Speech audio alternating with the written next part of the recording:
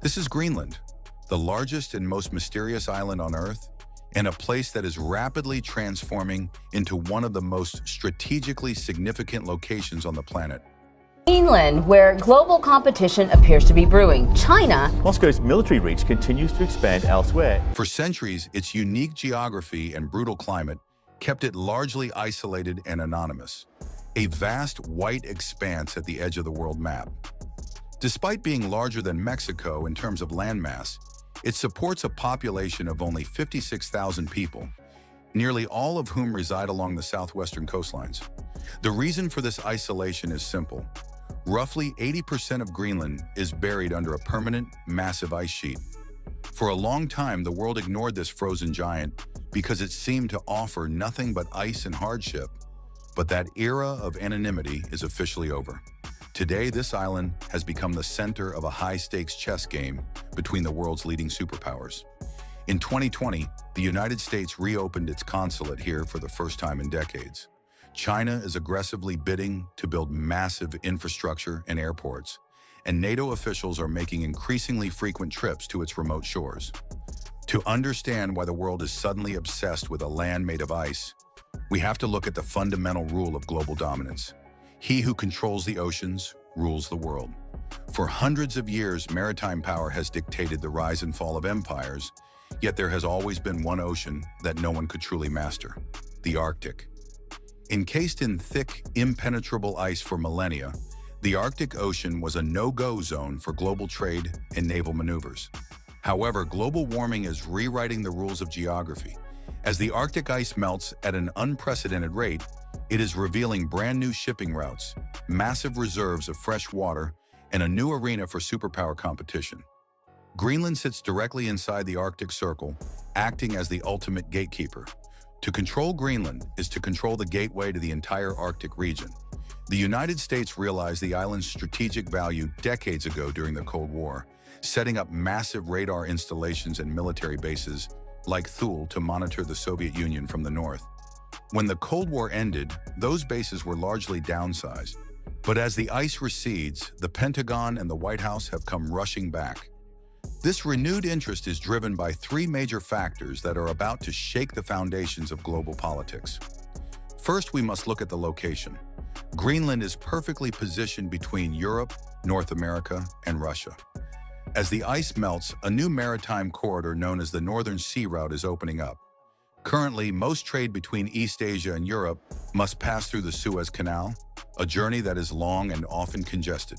The Northern Sea Route, however, could drastically cut shipping times and costs. Because much of this route borders Russian territory, Moscow has already begun claiming authority over these waters, even planting a Russian flag on the seabed at the North Pole. To counter this, the United States is investing billions into high-tech icebreaker ships to ensure its Navy can patrol and project power in these newly accessible waters. Then there is China. Despite being a near-Arctic nation with no actual Arctic borders, China is positioning itself as a major player in the region through its Polar Silk Road initiative in partnership with Russia. But China's real interest in Greenland lies in a small town called Narsak. This tiny settlement sits atop an estimated 25% of the world's rare earth minerals. These are the essential materials required to build the modern world. Everything from the smartphones in our pockets and MRI machines in our hospitals to electric vehicle batteries and advanced stealth fighter jets. Our entire technological and military future depends on these minerals. For decades, China has controlled nearly 80% of the global supply of these elements, and they know that if they can secure the rights to Greenland's untapped deposits, their dominance over the 21st century economy will be absolute. But it's not just rare earths. Scientists believe Greenland may hold 30% of the world's undiscovered natural gas reserves, along with massive quantities of oil, uranium, and thorium. For centuries, the ice acted as a vault, protecting a treasure chest that is now being unlocked. While Greenland is technically a part of the Kingdom of Denmark, it has its own local, autonomous government that is being heavily lobbied by both Washington and Beijing. The U.S. is acutely aware of the danger of China gaining a foothold so close to the North American mainland. In 2017, when the Greenlandic government sought Chinese funding to build much-needed international airports, Washington pressured Denmark to block the deal, eventually providing the funding itself to keep Chinese influence at bay. A similar struggle occurred over mining rights, where American financial backing was used to steer Greenland away from Chinese partnerships. The American interest became so intense that several years ago, the U.S. government even floated the idea of purchasing the island outright. While that proposal was met with political backlash, the underlying motivation was clear. The U.S. views Greenland as essential to its national security and economic future. Today, the U.S. is providing millions in aid for mineral exploration and training its troops to fight in extreme Arctic conditions, preparing for a future where the North is the next great frontier of conflict. Interestingly, many in the local Greenlandic community have welcomed Chinese investment in the past, seeing it as a way to diversify an economy currently dependent on fishing and Danish subsidies. This creates a complex tug-of-war where the local population's need for development clashes with the geopolitical fears of the West. As the ice continues to disappear, the global map is shifting. The traditional power centers of the Atlantic and Pacific are being joined by a new frozen focal point in the north. Beyond the minerals and the trade routes, there is the matter of environmental symbolism. Greenland's ice sheet contains enough water to raise global sea levels by over 20 feet if it were to melt completely. This makes the island not just a strategic prize, but a barometer for the survival of coastal cities like New York, Miami, and London. The very phenomenon that is making Greenland accessible is also making it a center of climate diplomacy and scientific research. Every time a new crack appears in the glacier, a new opportunity for a mining company or a naval strategist appears alongside it. This creates a haunting irony. The tragedy of a melting planet is providing the fuel for the next great economic boom.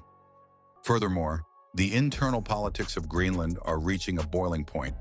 The younger generation in Greenland is increasingly vocal about full independence from Denmark. They see their vast mineral wealth as the golden ticket to sovereign nationhood.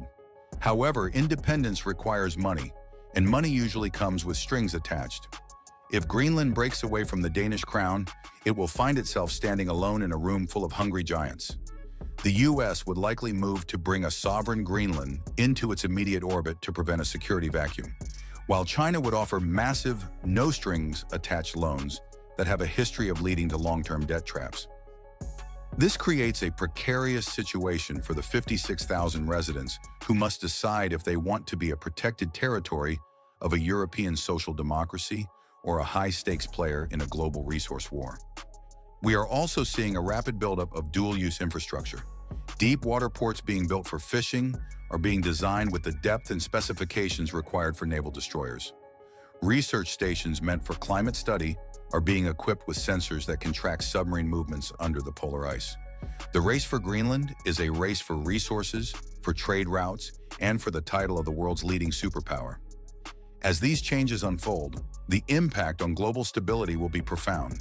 The world is watching the ice melt, and the battle for what lies beneath has only just begun. It is no longer a question of if Greenland will become the center of the world, but rather, who will be standing on top of the ice when the dust finally settles. Adding to this complexity is the role of digital infrastructure. Greenland is becoming a hub for subsea fiber optic cables, connecting North America to Europe via the shortest possible route. These cables are the nervous system of our global economy, and controlling their landing points gives a nation incredible intelligence advantages. Furthermore, as tourism explodes, the island is transitioning from a scientific outpost to a luxury destination, bringing in even more foreign capital and influence. Every new hotel and every new dock is a footprint in a territory that was once considered untouchable. We are witnessing the birth of a new geopolitical era where the cold, hard north is no longer a barrier, but a bridge. The stakes are higher than they have ever been, as the world's most powerful nations scramble to claim their piece of this emerging Arctic empire before the ice and the opportunity slips away forever.